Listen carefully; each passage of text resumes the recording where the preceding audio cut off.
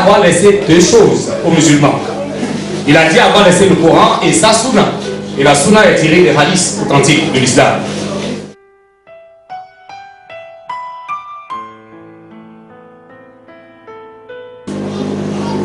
L'humanité sera-t-elle sauvée par Jésus-Christ ou par Mohammed? Sallallahu alayhi wa sallam. La réponse est très simple. Bible et Coran sur table et le débat est clos.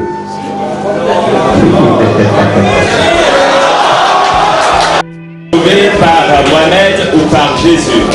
C'est le thème assez révélateur autour duquel nous nous retrouvons.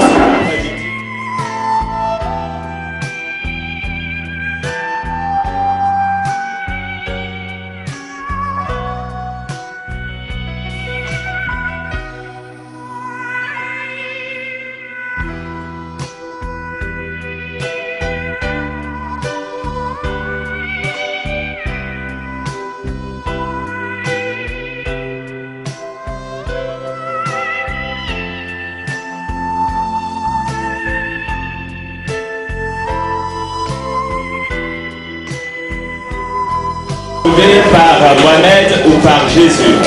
C'est le thème assez révélateur autour duquel nous ici dans cette salle du CMCI, la communauté missionnaire chrétienne internationale. C'est la salle qui nous accueille. Et ce qui nous réunit plus, c'est notre soif du savoir. Ce que certains appelleraient sous d'autres cieux la gnose, la connaissance. La connaissance que nous avons en partie, la connaissance que nous recherchons est la connaissance justement qui nous fera trouver le chemin. Le chemin de Dieu, le chemin du ciel. Et je fais le vœu de lire avec moi ce que Mohamed ou par Jésus. C'est le thème avec tout le monde afin de voir Dieu. Et c'est parce que je suis sûr de ce que nous sommes tous ensemble partis pour connaître. Nous sommes partis sur des bases de paix et sur des bases de cohésion, de courtoisie et de respect mutuel que je voudrais dire bonsoir à chacun de nous. Bonsoir et bienvenue ici à ce débat de ce jour. Je voudrais, avec tout le respect que je vous dois, vous demander de nous aider à garder le calme dans cette salle afin que nous puissions nous entendre l'un et l'autre. Et que si nous avons aussi des portables, que nous puissions les mettre sur vibreur ou sur silencieux afin de ne pas perturber les autres qui sont à côté de nous.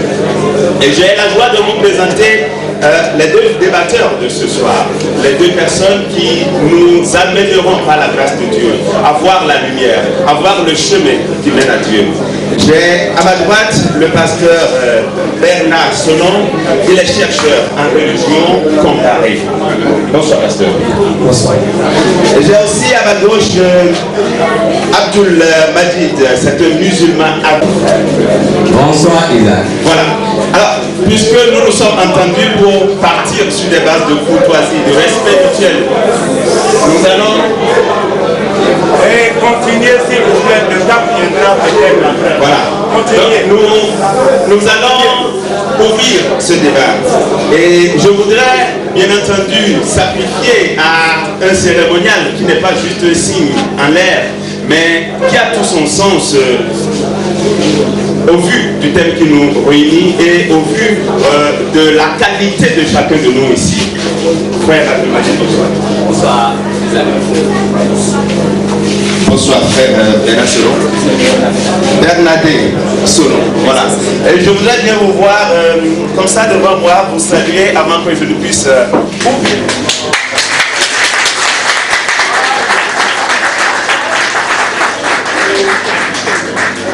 Merci de vous asseoir. Et je voudrais emprunter les mots de doyen Abba pour dire que je finirai par là où j'ai commencé. Vous avez compris.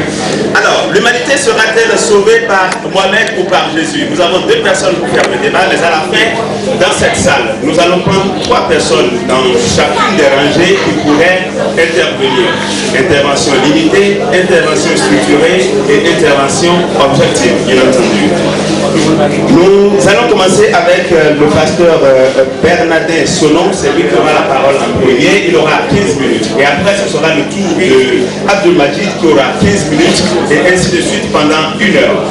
Et nous aurons une seconde heure au cours de laquelle le partage du temps, le timing sera de 5 minutes de chaque côté.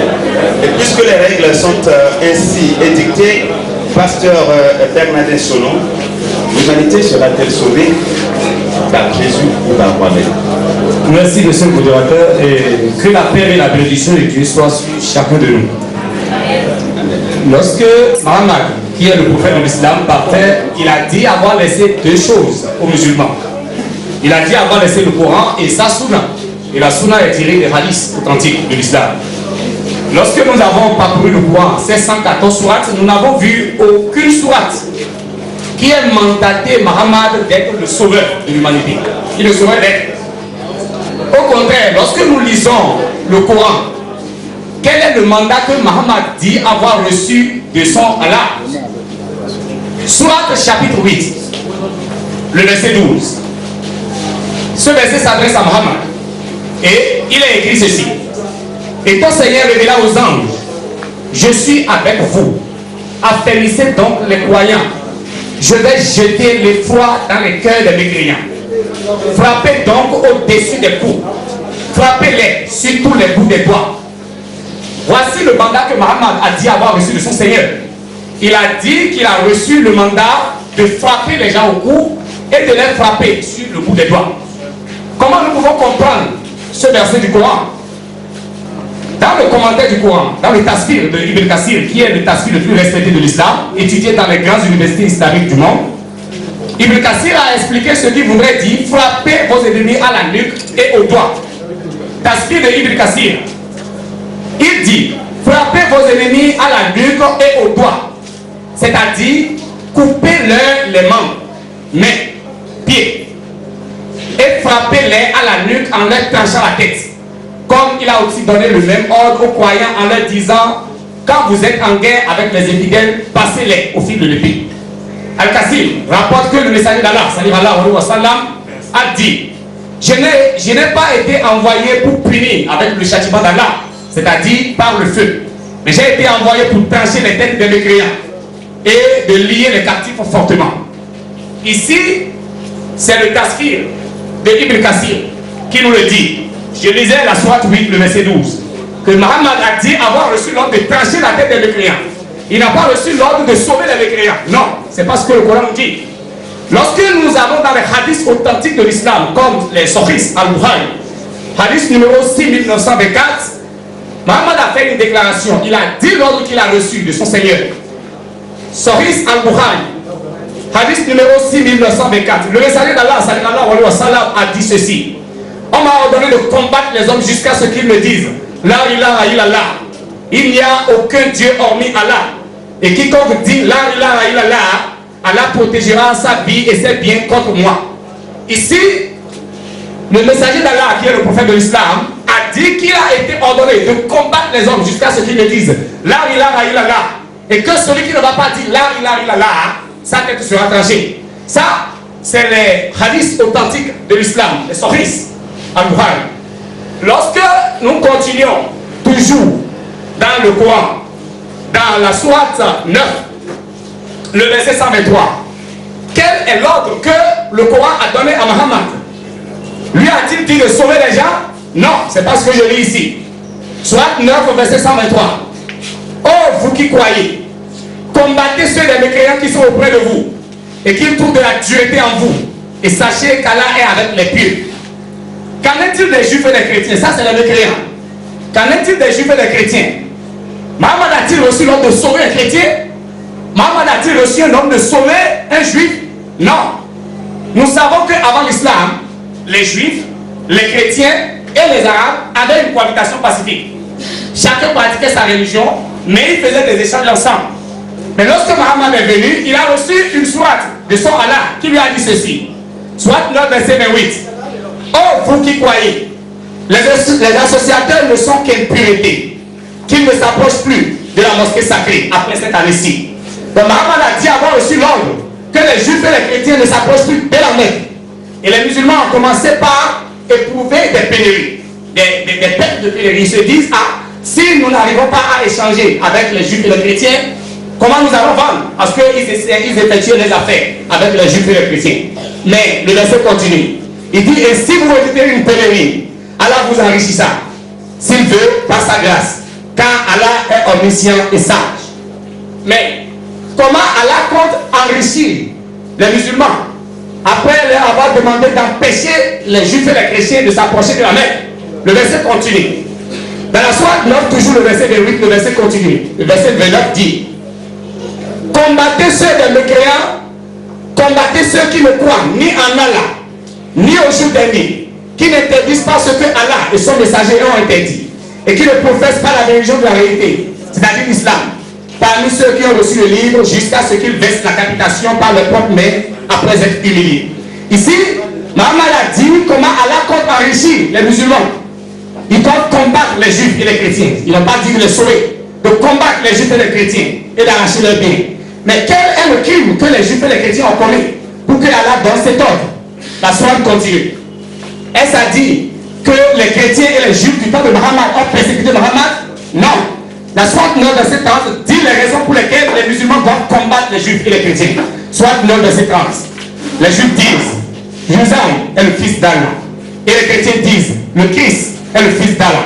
Telle est leur parole provenant de leur bouche. Ils imitent le dit des mécréants avant eux. Car là, les anéantistes. Comment s'écarte titre de la vérité? Donc ça veut dire que l'erreur qu'ils ont commis ici, pour que et Mohammed dit avoir reçu cette révélation, ce n'est pas qu'ils ont combattu Mohammed, mais c'est à cause de leur croyance qu'on a demandé de les combattre jusqu'à ce qu'ils soient humiliés. Mieux, lorsque nous continuons dans les hadiths, les sahihs, comme Al-Bukhari, Muslim, il se pourrait que quelqu'un peut nous dire, nous avons très mal compris ces versets. Oui, mais les actes parlent mieux que les paroles. Mohammed a-t-il exécuté ces versets? Lorsque nous lisons Sahih Al-Muslim, livre du djihad, hadith numéro 3311, nous lisons ceci. Abu Yuraya, que Dieu l'agrée, a dit, un jour que nous étions à la mosquée, le messager d'Allah, c'est-à-dire Allah, sortit de chez lui et dit, allons chez les juifs. Nous nous mîmes en route avec le prophète et quand nous arrivâmes chez les juifs, le prophète les interpella en ces termes et dit, oh troupes de juifs, embrassez l'islam et vous trouverez le salut. Oh Abu Al-Qasim, tu as rempli ta mission, répliqua les juifs. C'est ce que je désire, que vous admettez que je remplis ma mission, répondit le messager d'Allah. Les juifs répliquèrent et le messager d'Allah répliqua, embrassez l'islam et vous trouverez le salut. Tu as rempli ta mission, repris les juifs. C'est là ce que je désire, dit le nouveau employé d'Allah. Et le messager d'Allah continue et dit, sachez que la terre n'appartient qu'à Allah et à ce messager, et que je vais vous expulser du territoire que vous occupez. Que celui de vous qui possède quelque bien le vende, sinon sachez bien que la terre n'appartient qu'à Dieu et à son messager. Je lis Sahih Al-Muslim. Mohammed est parti voir les juifs alors qu'ils étaient tranquilles chez eux pour leur dire, embrassez l'islam.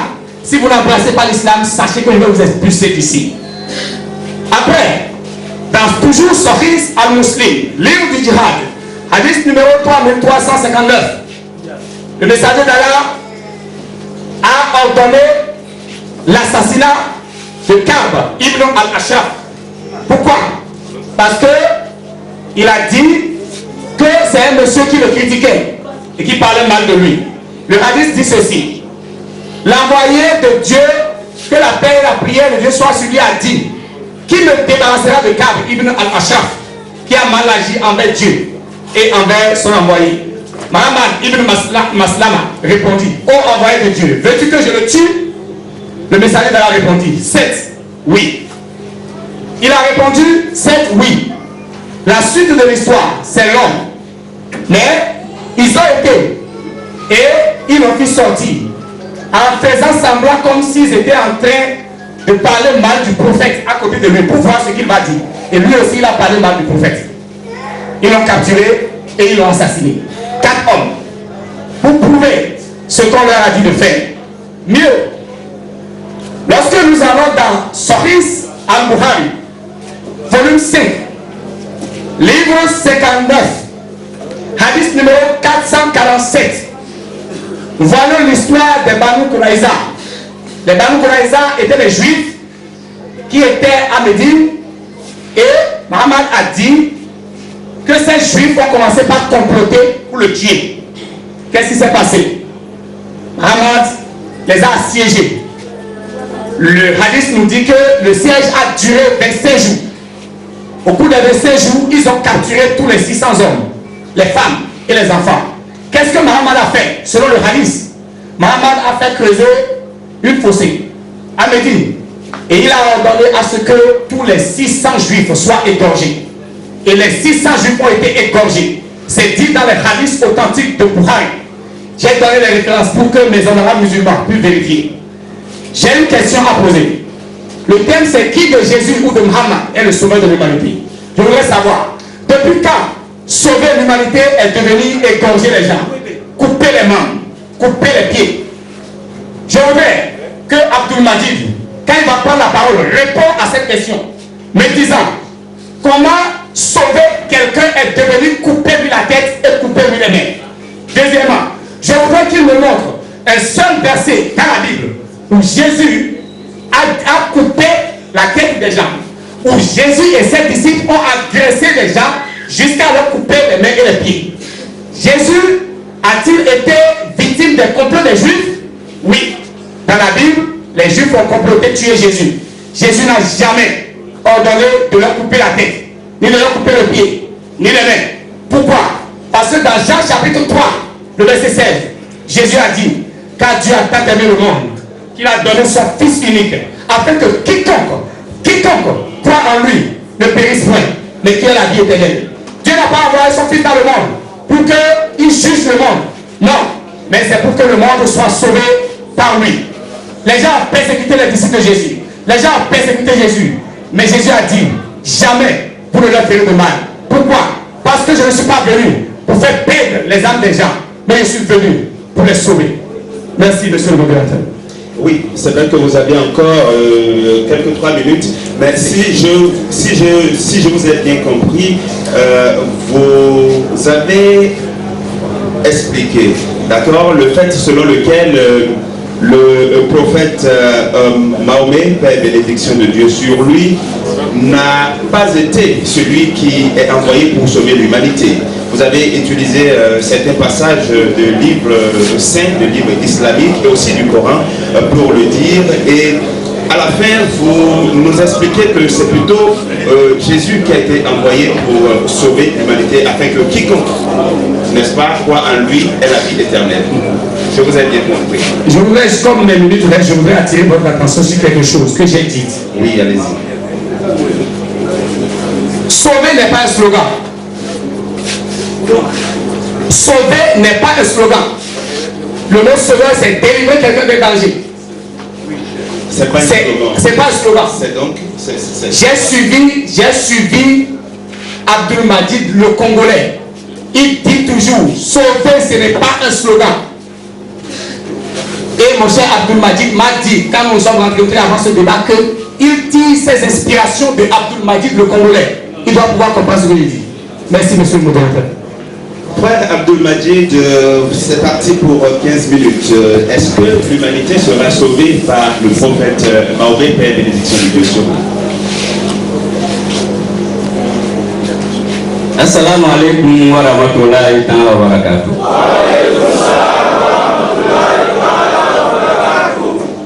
Alhamdulillahi rabbil alamin. Wassalatu wassalamu ala sayyidina Muhammad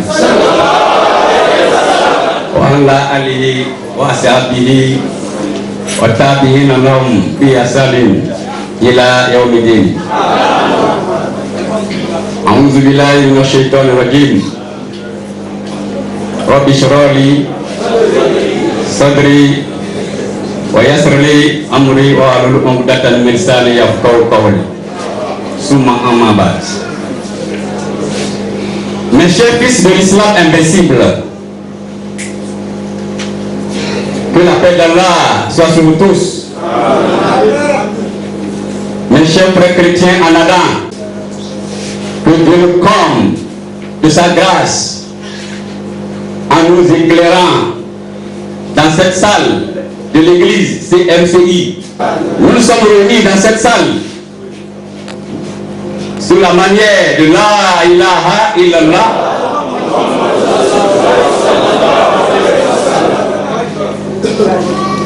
Avant toute chose, comme le veut les traditions prophétiques, je dois d'abord rendre grâce à Dieu.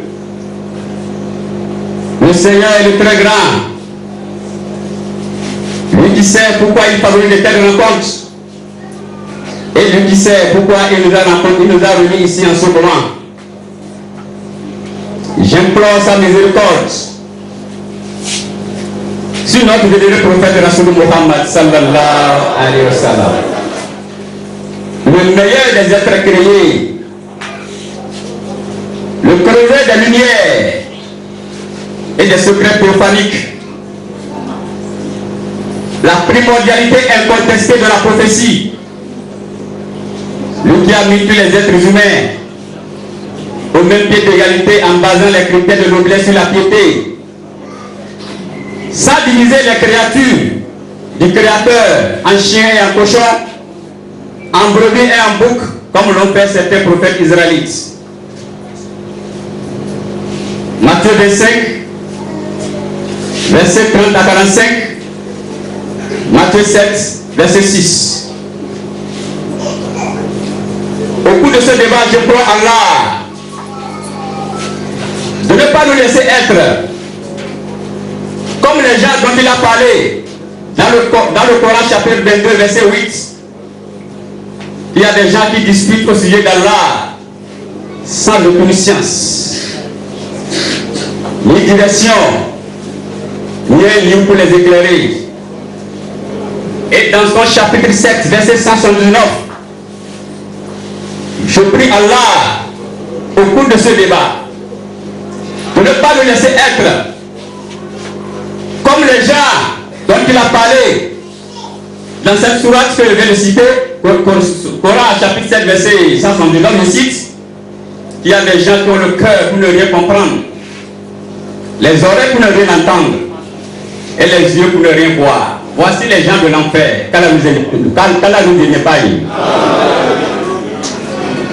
Au cours de ce débat, j'implore Allah de nous assister par son esprit fidèle, l'ange Gabriel qui nous aidera à ne pas être 3 fois ignorant.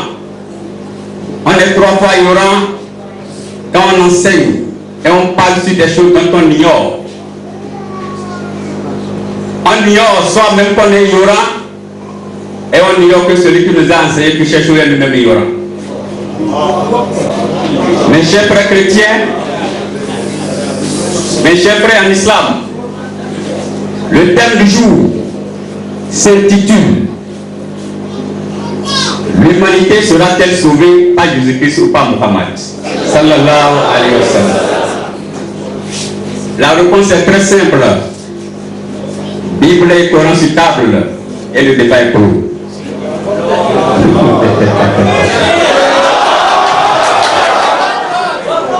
Car la sincérité en soi n'est pas une garantie de la vérité.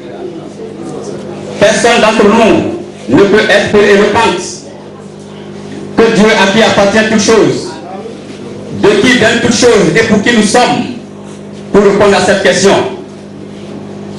Personne d'entre nous ne peut être plus éloquente que Jésus-Christ ou Muhammad sallallahu alayhi wa sallam pour répondre à cette question. C'est pour cela la Bible et le Coran étaient clairs pour dire, si vous vous disputez en quoi que ce soit, vérifiez les Écritures avant de croire. La Bible a comprimé dans Acte 17 verset 11. Je cite, d'être comme les chrétiens de Béret qui ne vérifient les Écritures avant de croire. Le Coran l'a comprimé dans son chapitre 4 verset 59, je cite, en s'adressant surtout aux croyants.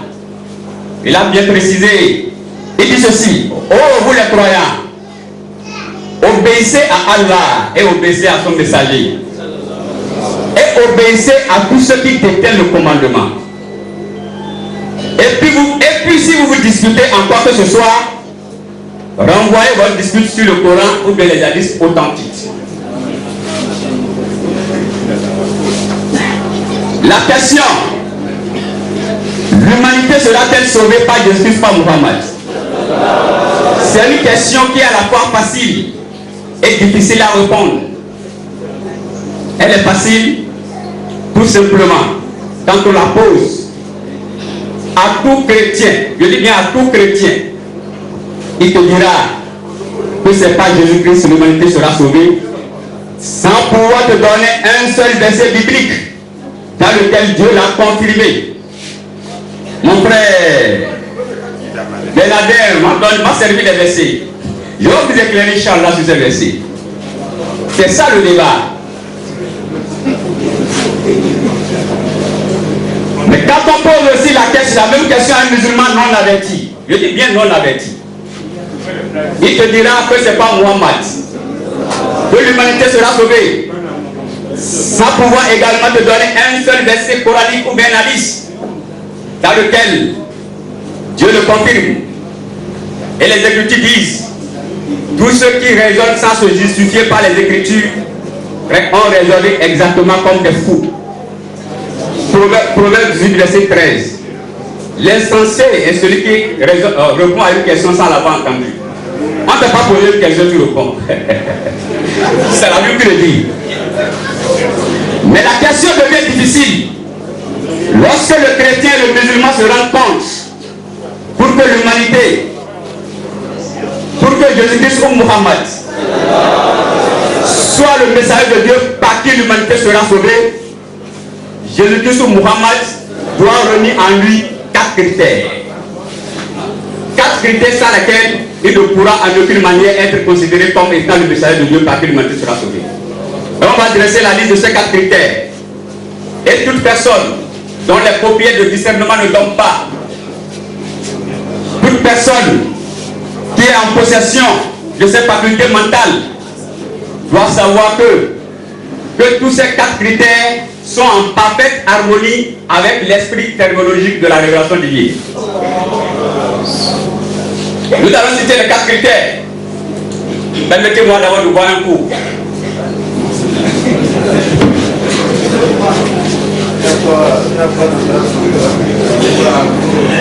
Allez-y, vous avez encore 6 minutes de toutes les façons. C'est beaucoup.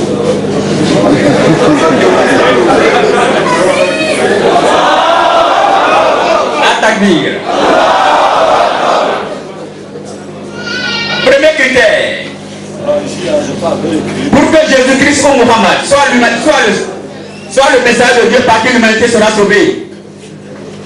Nous ici présents, nous les débatteurs, écoutez très bien, nous devons fournir ici le témoignage de Dieu dans la Bible ou bien dans le Coran, dans lequel Dieu confirme avoir envoyé Jésus-Christ ou Muhammad à l'humanité tout entière.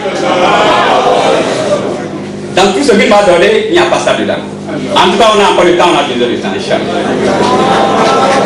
Deuxième critère.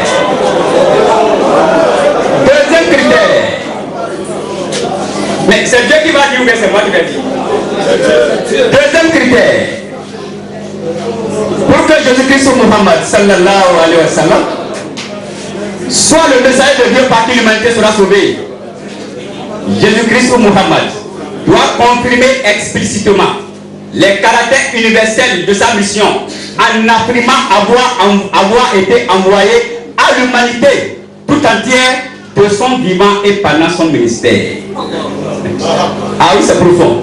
De son vivant et pendant son ministère. Le verset Jean 3,5 qu'il a donné, c'est après le ministère de Jésus. Je vais l'expliquer, Inch'Allah.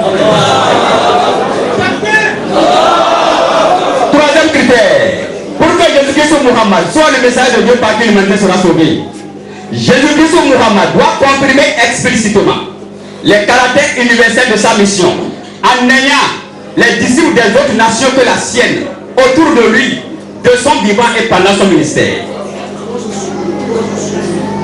Nous connaissons les disciples, les 12 disciples de Jésus-Christ, on va les trier pour voir qui étaient des autres nations de son vivant et pendant son ministère. Quatrième et dernier critère. Pour que Jésus-Christ ou Muhammad soit le message de Dieu par qui l'humanité sera sauvée, Jésus-Christ ou Muhammad doit confirmer explicitement les caractères universels de sa mission en mettant tous les êtres humains au même pied d'égalité, en basant les critères de noblesse sur la piété, sans diviser les créatures du Créateur, sans mettre aucune nation, aucune race, aucun peuple, aucune tribu au-dessus d'une autre. C'est le dernier critère. Nous ne pouvons pas parler de Jésus-Christ ou de Muhammad sans vous expliquer, sans parler du concept définitionnel du terme sauveur. Oui, effectivement, quand tu vas dans le dictionnaire, quand tu fouilles dans le dictionnaire, tu trouveras le sauveur, c'est celui qui assiste, celui qui vous sauve d'un danger. Mais selon l'axiome de la révélation divine, le sauveur de l'humanité, c'est celui qui préserve ses bénéficiaires de la destruction, tout en leur offrant la vraie unicité de Dieu, c'est-à-dire tout en présentant Dieu, en débarrassant Dieu de toute impureté d'idées idolâtres et polythéistes. Aucun prophète de Dieu ne te dira que je suis fils de Dieu engendré, ça n'existe pas. Aucun prophète de Dieu ne dira jamais que je suis Dieu, mais je goûte d'avoir la mort et d'être ressuscité. Et par qui? Voilà le vrai sauveur de l'humanité. C'est ce qui doit sortir de sa bouche. Nous ne pouvons pas parler de Jésus de Muhammad sans parler d'Abraham, le père des croyants, l'ami intime de Dieu. Lui qui a prôné le monothéisme pur par l'expression de l'application de la loi de Dieu sur terre. Abraham, quand tu vas dans la Bible, dans Genèse 17, verset, dans Genèse 17, le chapitre, tu vas voir c'est écrit Abraham. Mais dans les vers l'arabe, on dit Ibra. Abraham ou Ibrahim, en langue araméenne, c'est-à-dire l'ancienne langue de l'Empire babylonien, ne s'appelait pas Ibrahim ou Abraham. Il s'appelait Ibra. Ibra veut dire quoi? C'est un grand Dieu idole que le peuple d'Abraham et son père adoraient. C'est beaucoup. Comme Abraham a vu le jour, lui il s'est opposé à ce grand Dieu idole. Et Dieu a complété son nom par Im. C'est pour cela que c'est devenu Abraham. On a encore le taïchal là. Vous serez éclairés. Merci, Frère Majid. Merci aussi pour avoir tenu dans votre temps.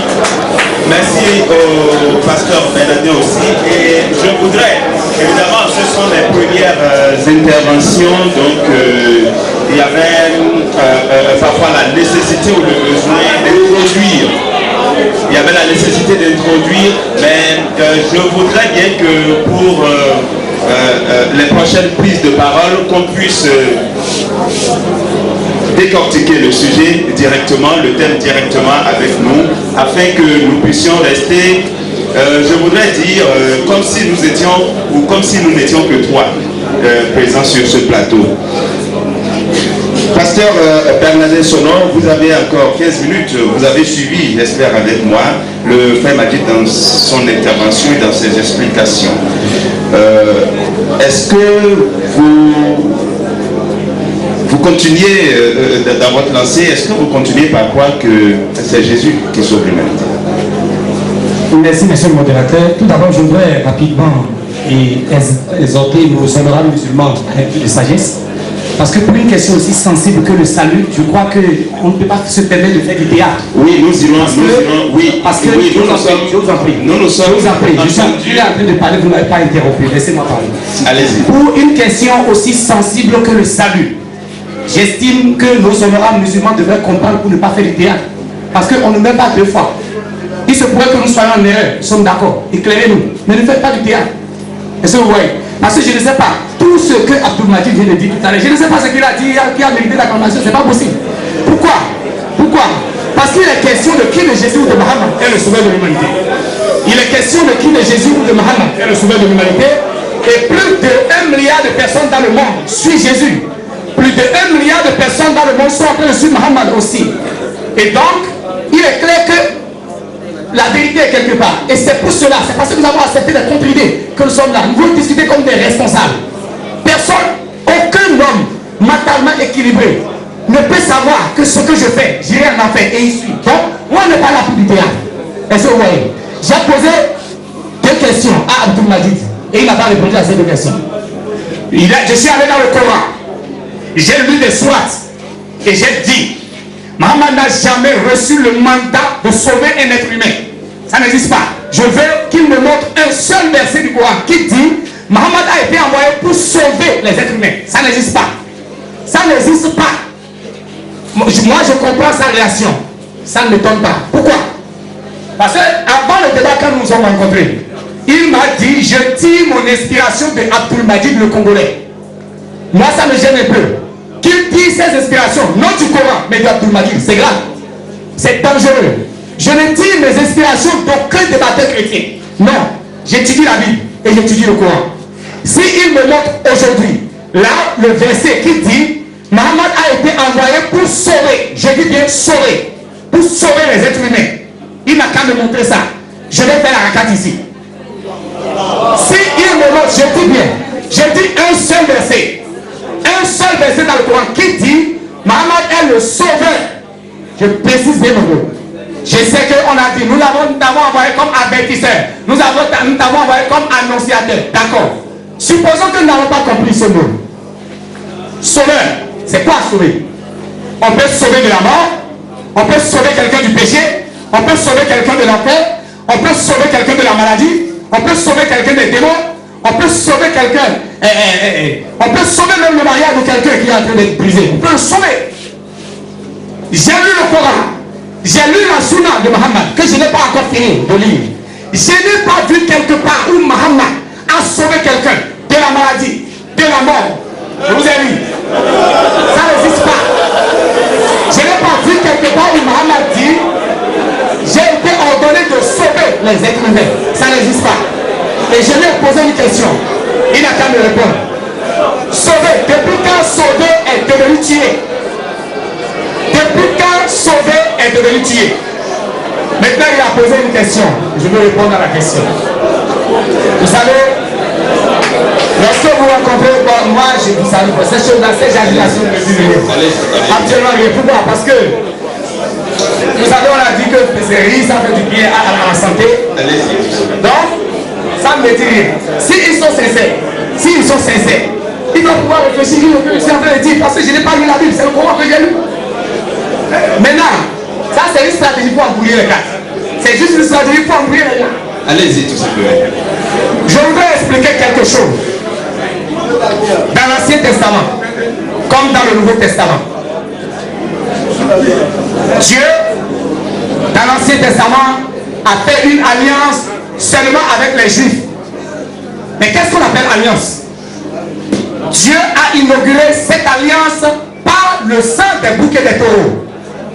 Lorsque vous prenez Exode chapitre 24, le verset 8, Exode chapitre 24, le verset 8, la Bible dit que Moïse fit aspersion du sang sur le peuple.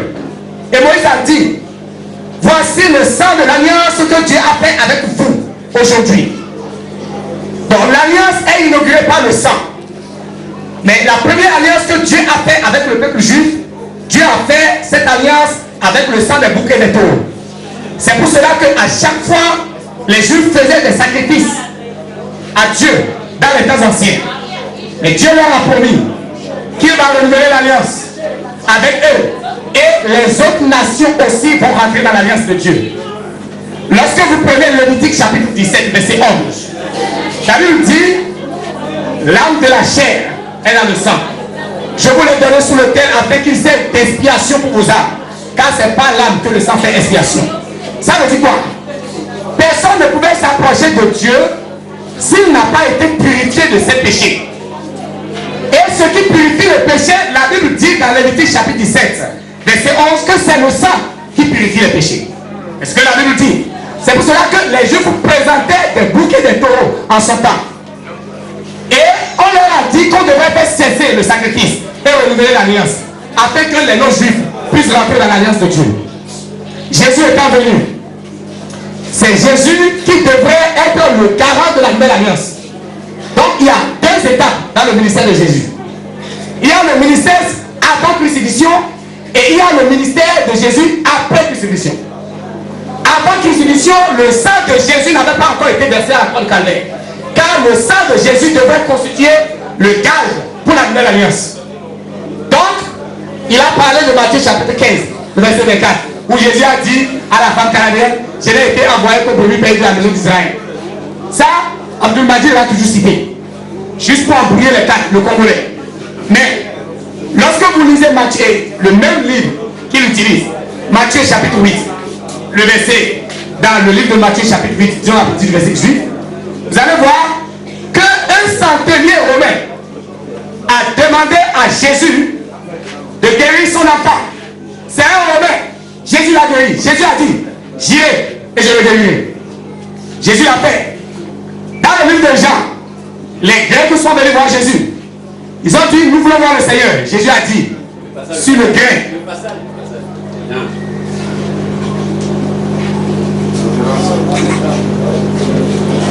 Jean chapitre 4. Oui. Lis Jean chapitre 1.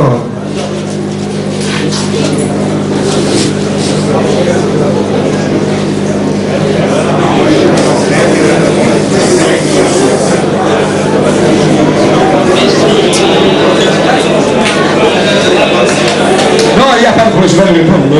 Rassurez-vous.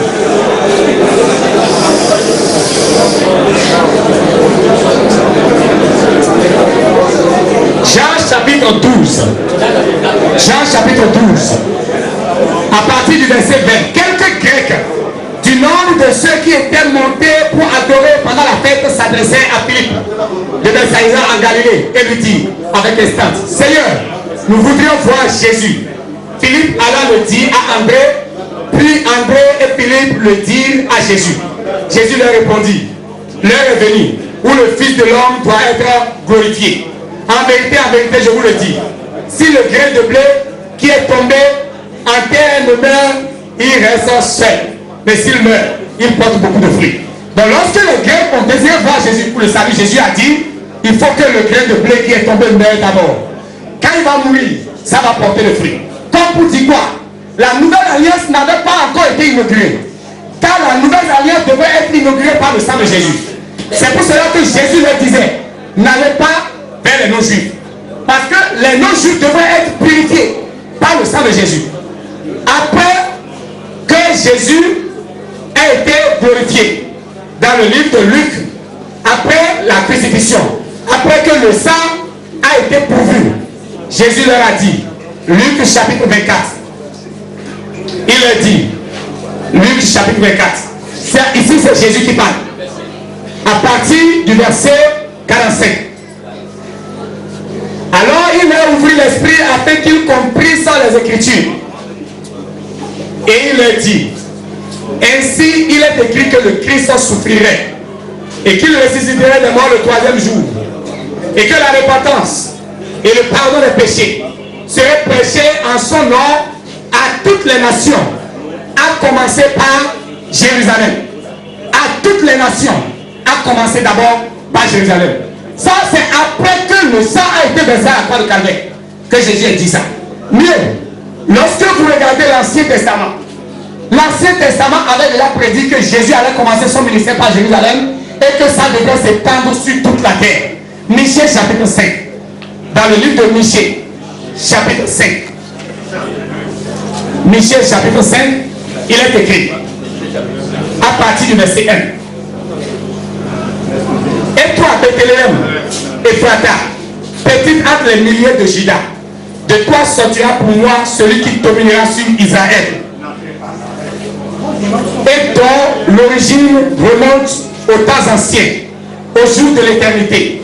C'est pourquoi il les livrera jusqu'au temps où enfantera celle qui doit enfanter, et le reste des frères reviendra auprès des enfants d'Israël.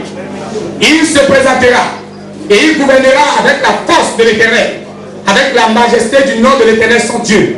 Et ils auront une demeure assurée, car il sera glorifié jusqu'aux extrémités de la terre. Ça, c'est avant Jésus, que le prophète Michée a dit, il va venir d'abord à Israël. Ça va commencer par Israël. Et il sera glorifié jusqu'aux extrémités de la terre. Ça, c'est dans la Bible. C'est des prophéties bibliques. Mieux, dans le livre d'Ésaïe, Ésaïe a prédit que c'est par sa mort que les autres seront justifiés. Par sa mort. Dans le livre d'Ésaïe. Ésaïe chapitre 53. À partir de Ésaïe chapitre 53, Ésaïe chapitre 53, à partir du verset 10, il est écrit: il a plu à l'Éternel de le briser par la souffrance, après avoir livré sa vie en sacrifice pour le péché. Il verra une postérité et prolongera ses jours, et l'œuvre de l'Éternel prospérera entre ses mains. À cause du travail de son âme, il rassasiera ses regards. Par sa connaissance, mon serviteur juste justifiera beaucoup d'hommes, et il se chargera de leurs iniquités. Ça, c'est plus de 750 ans avant la venue de Jésus, où il a prédit que Jésus va venir et qu'il va donner sa vie en sacrifice pour nous, pour les musulmans et pour tout le monde entier. Ça, c'est la Bible qui le dit. Mais le diable est rusé. Il veut priver nos honorables musulmans de la grâce de notre Seigneur et Sauveur Jésus. Je vais vous dire une vérité. Jésus a été envoyé pour être le garant de la nouvelle alliance par son sang. Et avant que le sang ne soit versé, les non-juifs n'avaient pas accès à la nouvelle alliance. C'est pour cela que Jésus a dit, il faut d'abord que le Fils de l'homme soit glorifié. Et quand il a été glorifié, il a dit, c'est là ce que j'étais en train de vous dire quand j'étais avec vous. Honorables musulmans, on ne meurt pas ensemble. On peut faire du bruit ensemble, mais chacun va mourir individuellement. Individuellement, chacun va mourir. C'est mieux de ne pas se laisser influencer par le théâtre. C'est mieux de ne pas se laisser influencer par des mots pour agiter. Les gens, non, ne sont pas un spectacle. Pour voir celui qui sait faire du bruit, celui qui sait faire, non. Nous devons voir le chemin du salut. Jésus est le seul et unique chemin. Je reviens tout de même sur ma question. Ma question est ceci: un sauveur peut-il tuer? On n'a qu'à me dire depuis quand sauver est devenu tuer. Et je serai satisfait. Je serai satisfait. Voilà, merci au frère Bernadette Sonon. Je voudrais juste préciser que tout à l'heure je disais que c'était les premières interventions. Et je n'avais pas voulu arrêter chacun dans son élan d'explication. Ça veut dire qu'il peut bien y arriver que pour le temps de parole à suivre, qu'on ait besoin peut-être de vous relancer pour voir un peu plus clair dans ce que vous êtes en train d'expliquer.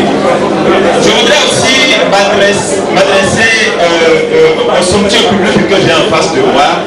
Et je ne sais pas si j'en fais trop, si je dis qu'on n'était pas obligé de venir ici.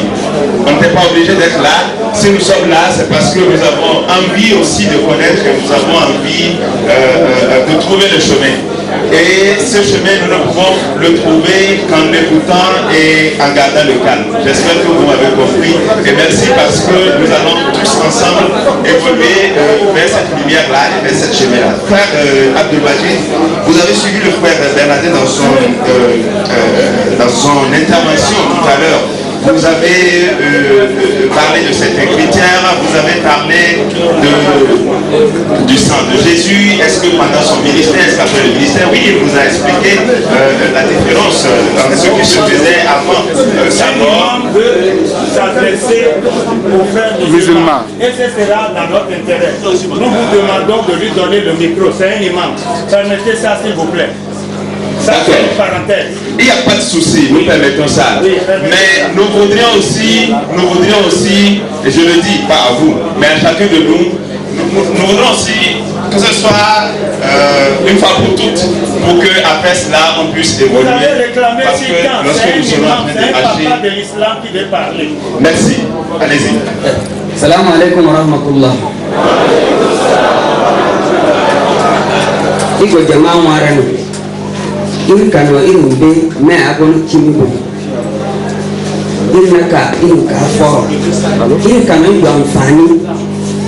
De borogo seni. Ka idi akulpa ka bara dereo ni kamwan han tukmo han tutila kuna.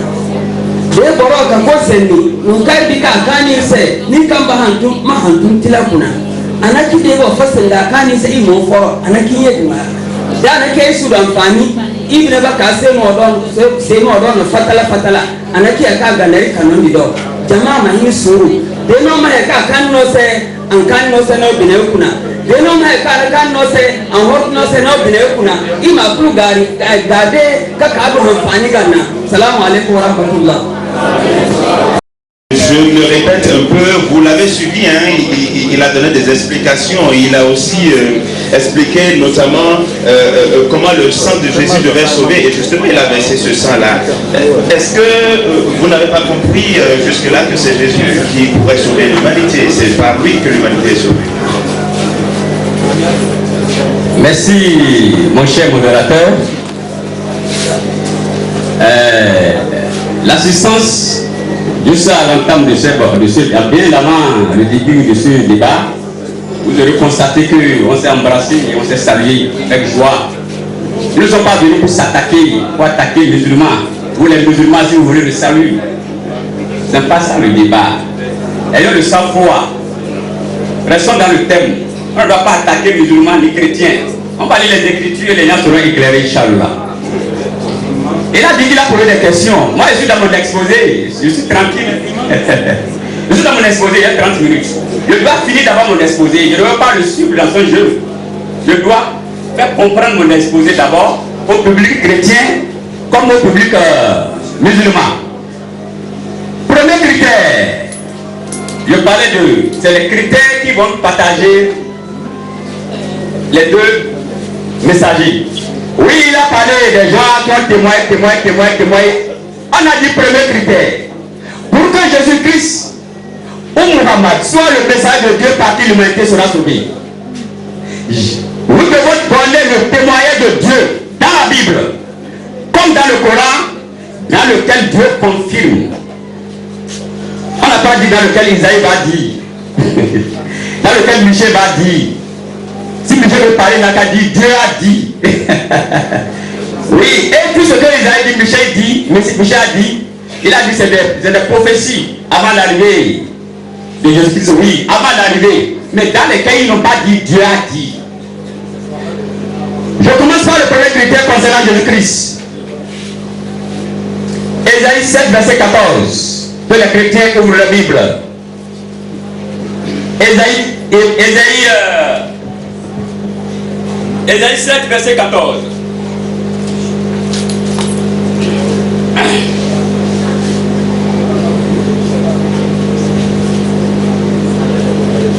Ésaïe chapitre 7, à partir du verset 14.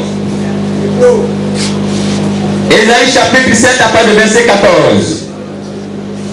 La Bible dit ceci, si on veut remonter à partir du verset 13. Ésaïe dit alors, écoutez donc, maison de David, est-ce qu'on peut pour vous de lasser la patience des hommes, que vous lassez encore celle de mon Dieu? C'est pourquoi le Seigneur lui-même vous donnera un signe. Voici, la jeune fille deviendra enceinte. Elle enfantera un fils et elle lui donnera le nom d'Emmanuel. Selon les chrétiens, dans la Bible, Jésus-Christ a deux noms, Emmanuel et Jésus-Christ. Mes chers frères, depuis que cette prophétie a été annoncée, les Juifs l'ont entendu des siècles et des siècles jusqu'à Jésus-Christ naquit de la Vierge Marie. Dans Matthieu 1, à partir de verset 20, Marie a pris une grossesse et son mari, Joseph qui n'est pas son mari, mais son mari adoptif, on va dire, a constaté que je suis avec une femme qui est enceinte. Je n'ai jamais touché. C'est un miracle.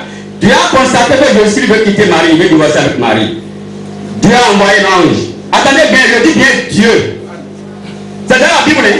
Je dis bien Dieu. Je n'ai pas dit Esaïe. Hein? Dieu a envoyé l'ange vers Joseph. Il lui dit ceci, je cite. Ne te sépare pas de ta fiancée Marie, car l'enfant qu'elle a conçu vient de cet esprit. Lorsqu'elle enfantera cet enfant, elle va l'appeler Jésus-Christ. J'ai pris cet enfant pour qu'il soit le sauveur de son peuple. Quel peuple? La Bible nous dit ça dans Matthieu 2, verset 6. Vous pouvez vérifier. Et toi, Bethléem, tu ne cèdes la moindre entre les principales villes de Juda, car de toi sortira un chef qui pètera Israël, mon peuple. Israël n'est pas l'humanité tout entière. Israël, je ne sais pas si c'est le français est délicat, non? On dit Israël. Qui pètera Israël, mon peuple? Dans Luc 1, verset 33, la Bible dit ceci: Jésus-Christ régnera éternellement dans la maison de Jacob. Alors, Jacob signifie quoi dans la Bible? Allons-y dans Genèse 32, verset 28. Dieu s'adressant à Jacob lui dit ceci: et toi, Jacob, tu ne seras plus Jacob, ton nom ne sera plus Jacob, mais Israël. Jacob va s'appeler comment prochainement? Israël. Nous allons remonter vers Luc 1, verset 33, pour remplacer Jacob par Israël. Alors la Bible dit: Jésus-Christ demeurera éternellement dans la maison d'Israël. On dit éternellement, hein, dans la maison d'Israël. Jérémie 31, à partir du verset 31 à 34, nous allons lire. Jérémie 31. Oui, nous allons lire parce que c'est les écritures qui ont besoin. Jérémie 31, vous avez dit. Oui, à partir du verset 31. Jérémie 31 à partir du verset 31. Jérémie 31 à partir du verset 31. Ok, je suis dedans. À partir du verset 31, si je le trouve ici, voilà. Dieu dit ceci: voici les jours viennent, dit l'Éternel. Tout ce que je vais dire là, vous allez entendre seulement, dit l'Éternel. C'est le témoin de Dieu. C'est ça le débat. Restons dans le tempo du débat. Voici les jours viennent, dit l'Éternel, et je ferai avec la maison d'Israël. Et je ferai avec la maison d'Israël. Il n'a pas dit avec l'humanité.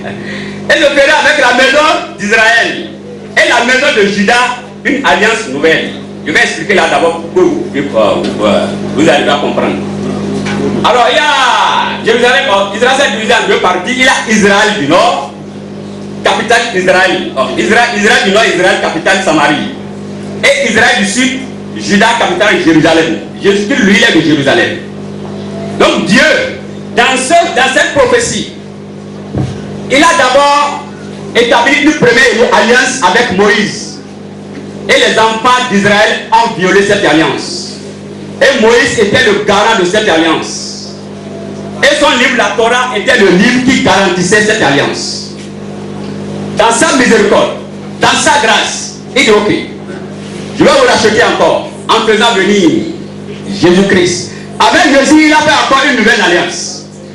Jésus-Christ était le garant de cette alliance. Et son livre, Injil, les musulmans et l'évangile, était le livre qui garantissait cette alliance. Voici les deux alliances. Si un chrétien peut me contredire dans cette salle, je veux le voir. Mais ils n'ont jamais dit de l'humanité. Hein. Maintenant, le seul et l'unique prophète avec qui Dieu a fait l'alliance avec l'humanité tout entière, c'est bien sûr notre dernier prophète, le meilleur des êtres créés, le créé de la lumière, Rasoul Muhammad sallallahu alayhi wa sallam. Sur base des versets bibliques, je dis bien bibliques et coraniques, je vais le démontrer. Je dis bien sur base, je ne veux pas m'arrêter seulement dans le Coran, hein. Je dis bien sur base des versets bibliques et coraniques. Jésus lui-même va le témoigner et les prophètes vont le témoigner. Inch'Allah. Parce que si tu veux fruire le poisson, c'est bon de le fruire par sa propre graisse. Le chrétien n'aime pas entendre parler du Coran. Si tu veux parler avec le chrétien, il faut attaquer la Bible. Dès que tu auras maîtrisé le chrétien, dis le Coran, il va t'accepter. Allez au sujet. Inch'Allah, je suis dans mon thème. Je suis dans mon thème. Parce que là, il dit que nulle part dans le Coran, il n'y a pas ce verset. Ok, je dis même dans sa Bible, je vais lui démontrer ça. Est-ce que je suis pas dans le sujet? Je suis dans le sujet. Ok, dans le Coran chapitre 21, à partir du verset 107. Coran chapitre 21, à partir du verset 7. Si vous êtes là, hein? Le verset 21 à partir du verset 107. Coran chapitre 21 à partir du verset 107.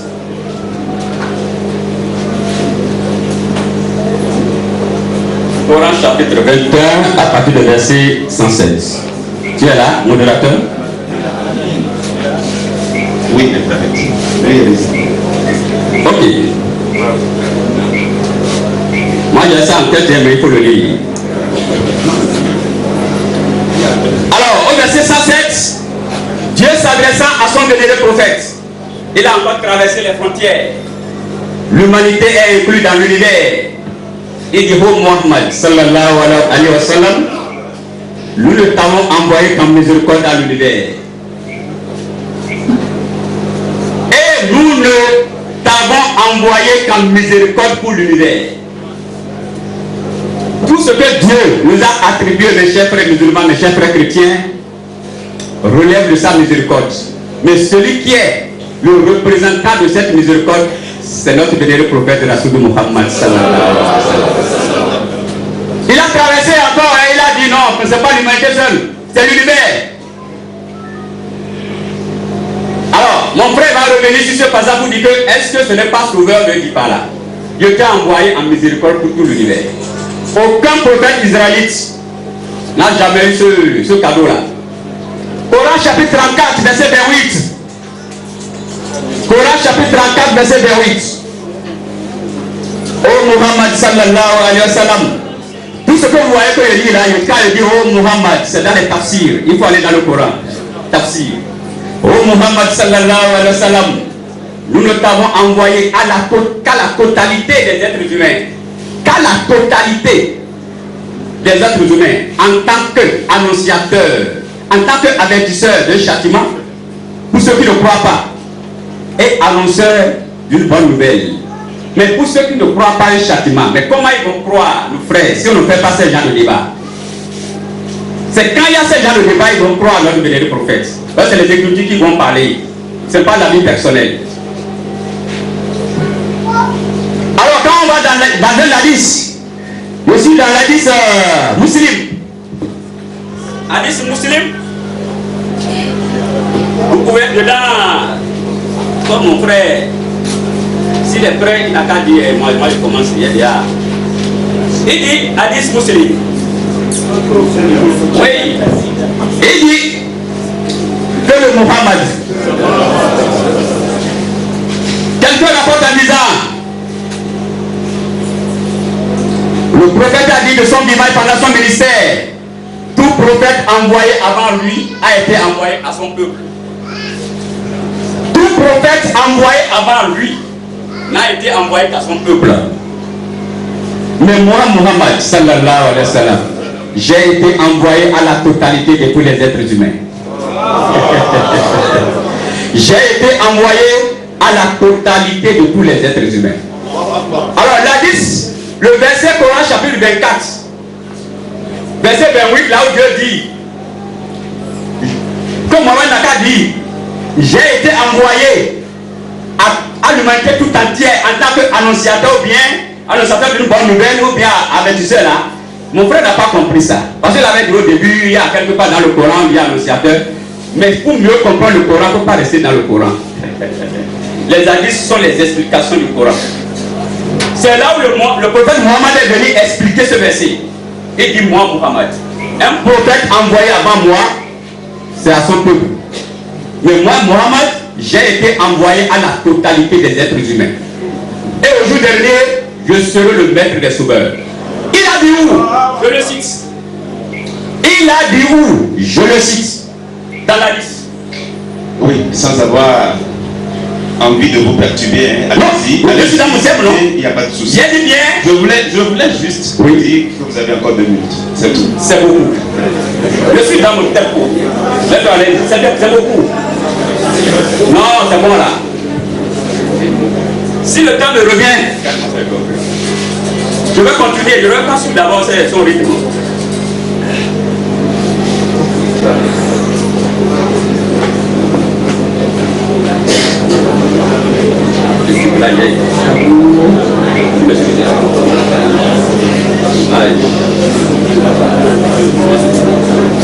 Le papier là, c'est ça qui est tombé là. Ah, c'est tombé.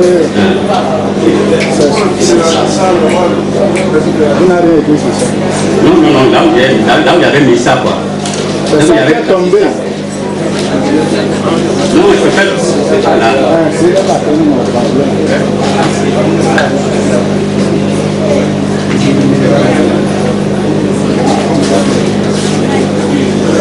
Voilà.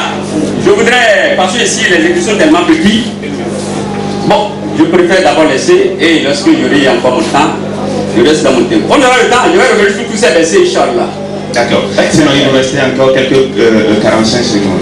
Non, si tu veux le continuer rapidement, mais je vais revenir encore sur ça. Continue. Ok. Ils ont rapporté, au jour de la résurrection, on fera rester en place les croyants au jour qu'ils éprouveront quelques inquiétudes et qu'ils diront, si nous demandons à quelqu'un d'intercéder à notre faveur auprès du Seigneur Allah, afin qu'il nous délivre de cette situation, ils auront retrouvé Adam. Ils vont commencer par Adam, le jour du jugement dernier. Ils auront retrouvé Adam. Adam leur dira, oh j'ai péché, regarde, je ne peux pas le supporter. Allez-y voir qui? Noé. Noé dit non, moi j'ai péché. Allez-y voir qui maintenant? Moïse dit j'ai péché. Allez-y voir qui? Jésus dit oh j'ai péché. Nous irons vers qui maintenant? Nous irons, allez-y, vers Muhammad sallallahu alayhi wa sallam. L'hadith est là, si vous voulez, après je vais lui donner ça, il va voir. Merci. Et l'hadith là est appelé hadith de hadith Kougossi. D'accord, merci. Merci. Merci Frère Majid, merci d'avoir tenu aussi dans le temps.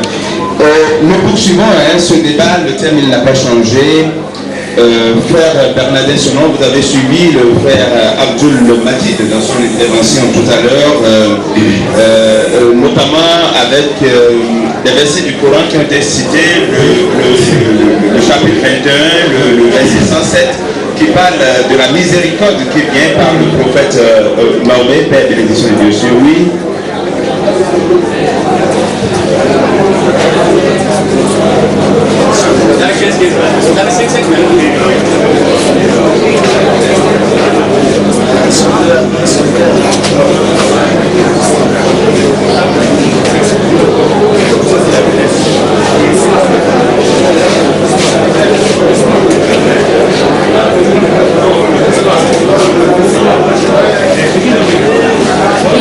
Voilà, donc nous entamons ainsi la deuxième partie de ce débat. Nous avons encore pour 60 minutes environ par la grâce de Dieu. Et il a parlé de la miséricorde par le prophète Mahomet, par la bénédiction de Dieu sur lui. Il a parlé également de cet annonciateur, cet avertisseur, notamment le chapitre 34, le verset 28. Il a aussi cité quelques versets bibliques pour étayer sa thèse. Vous avez la parole et vous avez 5 minutes. Merci, monsieur le modérateur. Vous avez vu ce qu'il a fait tout à l'heure. Il a dit, il a lu le verset qui a dit, il a été envoyé à tout l'univers. Il a été envoyé à tout l'univers. Pour faire quoi? Sahih al-Bukhari, hadith numéro 6924. Le messager d'Allah a dit, on m'a ordonné de combattre les hommes jusqu'à ce qu'ils ne disent la ilaha illallah. Il n'y a aucun Dieu hormis Allah. Et quiconque dit la ilaha illallah, Allah protégera sa vie et ses pieds comme moi. Il a dit qu'il a été envoyé pour faire quoi? Pas pour sauver, pour combattre les hommes, jusqu'à ce qu'ils me disent là, il a là. Ça fait un. On aura un musulman, peuple qui nous regarde. Ce qu'Abdoul Majid vient de faire tout à l'heure, ça m'a saigné le cœur. Vous savez pourquoi ça m'a saigné le cœur? Je le mets à défi dans cette salle. J'ai lu ce hadith. Il a lu. Et quand il est venu sur Jésus, il a dit que Jésus aussi a dit j'ai péché. Il n'a qu'à ramener pour que nous vérifions. Quand j'ai lu, Jésus n'a jamais dit dans son hadith moi j'ai péché. Mais il a dit allez vers Mahamad. Il n'a jamais dit. Mais lui il a dit. Jésus l'a dit.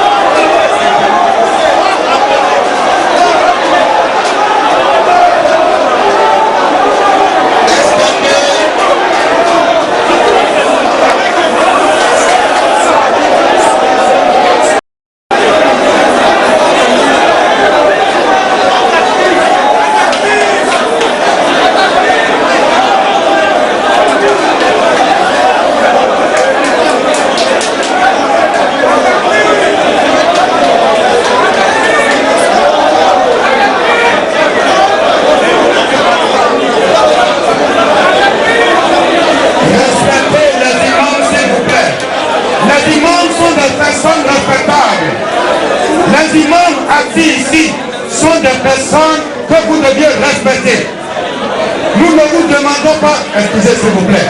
Les imams, ce sont des personnes âgées, 1. 2. Ce sont des personnes de la religion que l'islam respecte. Et que l'islam vous demande de respecter. Respectez les imams.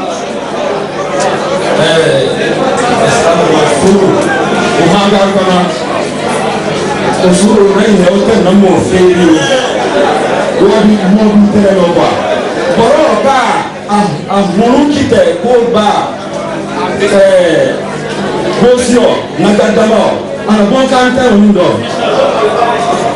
bosi na ko tama wani aki bon fuka ba ana bon kanta o bosi ba tama o da fun wani dia o te ka hamwa garu dia na hamwa garu hale mu na ko hale de ba woni fe ibe ko na kuna oron ma mu de de o ka chinu wakai bɛ ba bɛ naba gbanci mi ta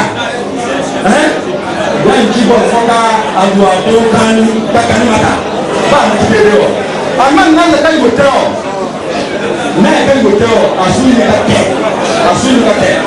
ba ci mi bolo o. Mais je vais juste répéter que nous n'étions pas obligés de venir ici. Nous n'étions pas obligés d'être dans cette salle. Et si nous sommes là, c'est parce que nous avons ensemble accepté d'aller sur un certain nombre de critères et de bases. On s'est compris. Merci beaucoup.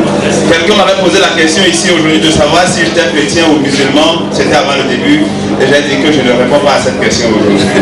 Peut-être que demain je ne répondrai pas à cette question non plus. Mais je suis un croyant et je crois en Dieu. Si je le trouve dans une religion, je y reste. Et le Dieu en qui je crois est un Dieu de paix. Et nous sommes tous des hommes de paix ici. Le Dieu en qui je crois est un Dieu d'ordre. Et nous sommes tous des hommes ordonnés ici. Si c'est oui, nous poursuivons le débat. Et puisque je sais que c'est oui, merci de rester ensemble. Frère Bernadette Sonon, vous avez la parole, vous avez 5 minutes pour poursuivre ce que vous étiez en train de dire. Vous aviez,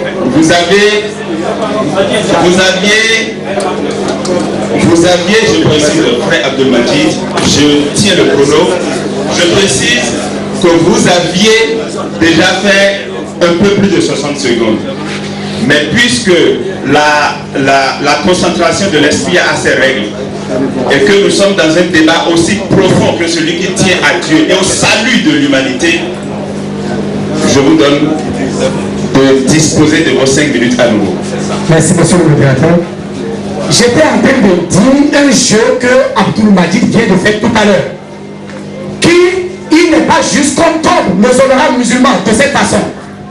Pourquoi? Il a lu le hadith et il a dit qu'on est allé voir Adam. Adam a dit j'ai péché.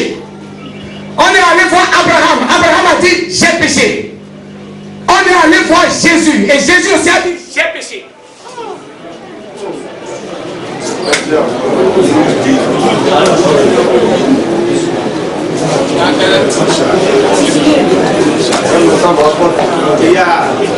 Je peux aller sans micro. Ok, nous avons quelques petits soucis. Allez ici. Donc, moi, je lui donne 40 minutes. On va lire l'hadith qui vient de lire tout à l'heure en disant que Jésus aussi a dit qu'il a péché.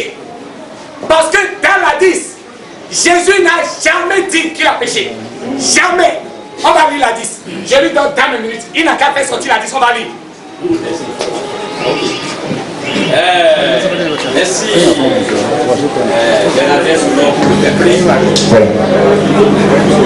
Vous pouvez prendre votre micro. Merci, pasteur Bernardin, selon pour le faire plaisir.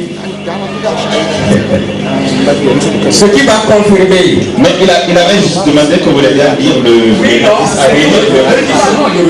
oui, commencez par là. Je dis ce qui va confirmer que ce que j'ai dit au début, c'est ce que je vais répéter, il aura la banque. Là, je vais revenir. Il a dit ceci.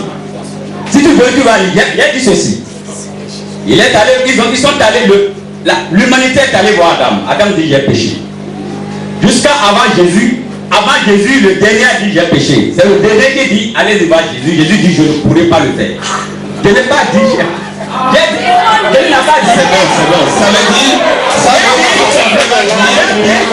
J'ai bien dit. Ça veut tout simplement. Ce qui va confirmer ce que j'ai dit et ce qu'il dit, la bande est là, n'est-ce pas? Mais est-ce qu'on va faire reverse de la bande ici? Non. Mais à partir de Adam, j'ai dit, Adam a dit j'ai péché. Avant Jésus, l'avant-dernier a dit j'ai péché. Allez-y voir Jésus, il dit ceci, je ne peux pas le faire. Celui qui peut le faire, c'est Muhammad. Donc, vous savez, non, le vieillard dans son temps, on va lire, non? Non, je vais lire encore. Non, apparemment, non, dans son temps. S'il vous plaît. Dans mon temps là. Dans son temps, le livre. S'il vous plaît, si j'ai bien compris, ce que le frère Bernadette objectait, c'était le fait que vous ayez dit que Jésus a péché. Vous reconnaissez que vous n'avez pas dit cela, mais vous avez plutôt dit, il a dit, je ne pourrais le faire. Okay. Donc pour moi, à ce niveau. Maintenant, je peux continuer. Je vais poser une question. Et vous avez 2 minutes. On a posé la question à Adam. Adam a dit, c'est parce que j'ai péché que je ne peux pas le faire. On a posé la question à Abraham. Abraham a dit, j'ai péché. On a posé la question à Jésus. Jésus n'a pas dit, j'ai péché. Et comment il peut dire d'aller vers Mohammed qui a péché que le Coran a dit qui a péché? C'est une question. Ok, je vous avais dit ici. Je suis dans mon temps, je n'ai pas encore fini. Je vous avais dit ici, monsieur le modérateur. Je sais bien. Je suis dans mon temps. Je ne peux pas prendre la parole. Je peux prendre la parole. Non, je lui ai déjà donné la parole. Je suis déjà satisfait. Il ne vous donnez pas la parole en premier. C'est ça. Maintenant, je suis déjà satisfait. Le Seigneur, il a dit ça dedans. Il a dit ça. Maintenant, je voulais rapidement revenir sur ce qu'il a dit dans la Bible pour dire que il a utilisé le livre de Luc. Dans ce même livre de Luc qu'il a utilisé, je vais rentrer dans ce même livre de Luc. Il y avait un monsieur qu'on appelle Siméon. Lorsque Jésus est né, écoutez ce qu'il a dit. C'est un homme de Dieu qui est rempli de cet esprit. Allez-y. Luc chapitre 2. Vous avez 1 minute de Dieu. À partir du verset 30. Car mes yeux ont vu ton salut. À partir du verset 30. Car mes yeux ont vu ton salut. Le salut que tu as préparé devant tous les peuples. Salut que tu as préparé devant tous les peuples. Lumière pour éclairer les nations et gloire d'Israël, ton peuple. Le même livre qu'il a utilisé, le même livre a dit, Jésus est la gloire d'Israël et la gloire de toutes les nations. C'est le livre de Luc qu'il a lu, c'est le même livre. Merci. Luc chapitre 2, verset 30, vous avez dit. Frère Abdelmajid, vous avez la parole, vous avez 5 minutes, nous irons directement. Merci beaucoup. Je suis avec le deuxième critère qui dit, pour que Jésus-Christ Muhammad soit le messager de Dieu par qui l'humanité sera sauvée, Jésus-Christ Muhammad doit comprimer explicitement les caractères universels de sa mission en comprimant avoir été envoyé à l'humanité tout entière. verset 21. Jésus-Christ dit ceci. Je n'ai été envoyé que brebis perdues de la maison d'Israël, point. Pour ceux qui ne comprennent pas spirituellement, il y a d'autres Bibles qui ont encore expliqué ça d'une autre manière. Quand tu vas dans la Bible, parole de vie, il dit, Jésus dit, je n'ai été envoyé qu'aux enfants d'Israël seulement. C'est Jésus qui parle, il dit seulement. Mais le monsieur ou la dame dont il parle, si Jésus dit, je suis pour l'Israël seulement, si toi tu dis pour tous les peuples, tu contredis Jésus. Alors, dans Acte 13, verset 23, Acte 13 à partir du verset 23. Acte 13 à partir du verset 23. Oh, 23. Parce qu'on a dit, pour que le témoin ne soit vrai, il faut à partir de 2. Acte 13 à partir du verset 23. La Bible dit, c'est Paul qui le dit. Il dit, c'est de la postérité de David que Dieu, selon sa promesse, suivez très bien, selon sa promesse, c'est de la postérité de David que Dieu, selon sa promesse, a suscité à Israël un sauveur qui est Jésus. C'est de la postérité, selon Dieu, selon sa promesse. Alors dans Actes, chapitre 5, je vais laisser tout dans Actes, chapitre 5, la Bible dit ceci, à partir du verset 30. Acte chapitre 5, à partir du verset 30. Dieu de nos pères a ressuscité Jésus, que vous avez tué en le pendant au bois. Dieu l'a élevé par sa droite comme prince et sauveur, pour donner à Israël la repentance et le pardon des péchés. Vous avez dit Acte. Acte 8. Acte chapitre 5, à partir du verset 30. Allez-y. 30 à 32. Pour donner la repentance et le pardon des péchés. Ils disent, c'est les gens qui croient en Jésus, ce n'est pas nous, hein. Nous on est des faux croyants. Parce que par eux, ce n'est pas à 100%. Ok, il dit ceci, que ce soit chrétien ou musulman. Hein. Il continue en disant, les croyants disent, nous sommes témoins de ces choses, de même que le Saint-Esprit que Dieu a donné à ceux qui lui obéissent. De ce passage, comprenez simplement que toute personne qui dira que Jésus a envoyé à autre peuple, l'enfer sera sa demeure. C'est la Bible qui le dit. Ils disent ici, nous sommes témoins, on a été des témoins oculaires. Et selon ce que l'Esprit nous dit, celui qui dira autre chose que ce que l'Esprit lui dira, il a fait économie de vérité.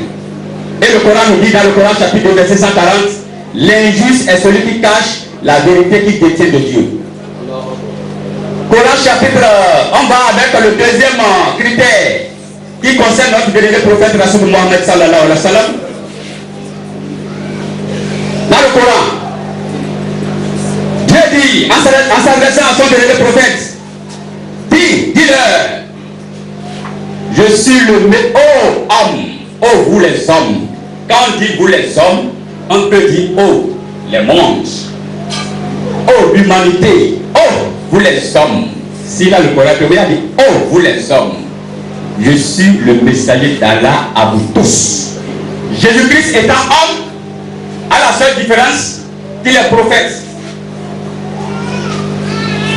Jésus-Christ étant homme comme nous, a la seule différence qu'il est prophète, parce que la Bible, Jésus dit dans Jean 8, verset 40, pourquoi cherchez-vous à me faire mourir, moi un homme qui vous ai dit la vérité que j'ai entendue de mon Père? Moi un homme. Il y a d'autres Bibles qui ont triché avec ce verset. Ils ont dit seulement, moi qui vous ai dit la vérité. Mais quand tu vas dans la Bible des témoins de Jéhovah, ils te diront que non, les témoins ne sont pas des chrétiens. Ok. Dans 2 Timothée chapitre 5. 1 Timothée chapitre 2 à partir du verset 5. 1 Timothée chapitre 2 à partir du verset 5. Voilà ce que la Bible dit. La Bible a fait une différence entre Jésus. C'est pour dire que quand Dieu dit que tu es le messager de tous les hommes, Jésus lui-même fait partie. C'est beaucoup. Je suis dans mes critères. Troisième critère. Pour que Jésus Jésus-Christ ou Mohammed soit le message de Dieu par qui l'humanité sera sauvée. Jésus-Christ ou Mohammed doit avoir autour de lui, de son vivant et pendant son ministère, des autres disciples des autres nations que la sienne. Parce qu'il est vraiment absurde d'être le messager qui sauvera le monde entier et maintenant sélectionner les disciples. Le chrétien qui est ici avec une cause, il viendra sur le choix des 12 disciples. C'est dans la Bible, et il nous dira parmi les 12 premiers que Jésus-Christ a choisi de son vivant et pendant son ministère, lequel était disciple appartenant à d'autres nations. Mais quand vous êtes dans le dernier critère, le troisième critère avec Muhammad, nous n'allons pas citer les autres, mais le pasteur, il le connaît, et c'est connu de tout le monde. Oui. Et celui qui a fait l'appel à la prière, la première personne, Bilal, un Éthiopien noir, il ne peut pas me contredire. Ils sont nombreux. Oui. Les Juifs ont été là, les Perses sont là. Abdallah Boussalam, il est dedans, Cheikh Fourouni. Voilà. Ils sont dedans. Voilà. Mais pour convaincre le chrétien, donne-lui le nom qu'il connaît et il va toucher ça au bout des doigts. Bilal. Merci. Il n'a qu'à revenir dans ce critère pour me dire, parmi les 12 cités par Jésus-Christ de son vivant, je dis de son vivant et pendant son ministère, parmi les 12, lequel est des autres nations? Voilà. Merci Père Abdelmadjid. Frère Bernadette Sonon, vous avez 5 minutes et nous sommes dans le débat. Merci monsieur le modérateur.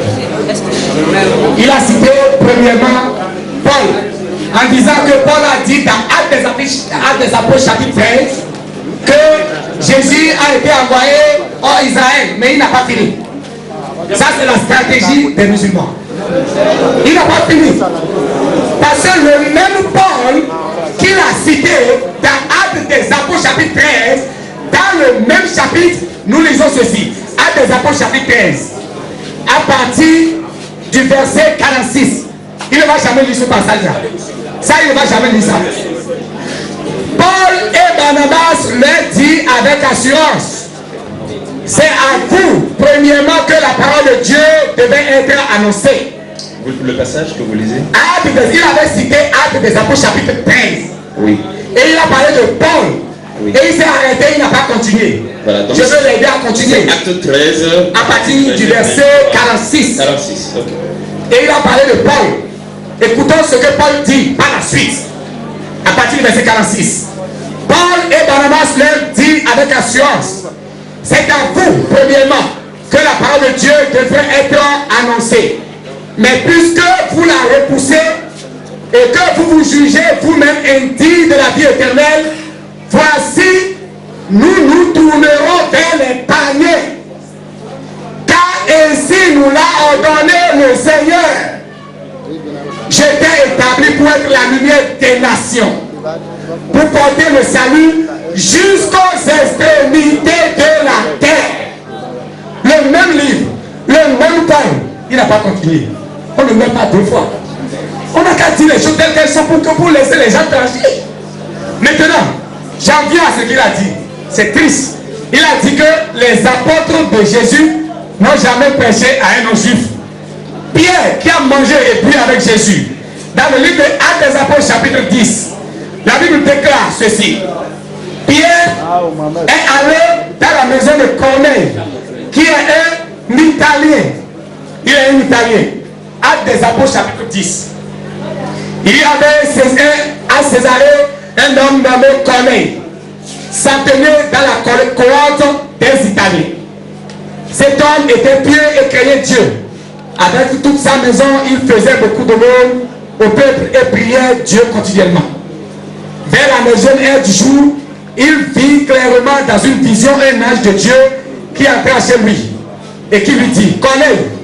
Les regards fixés sur lui et saisi de foi, il répondit, qu'est-ce Seigneur?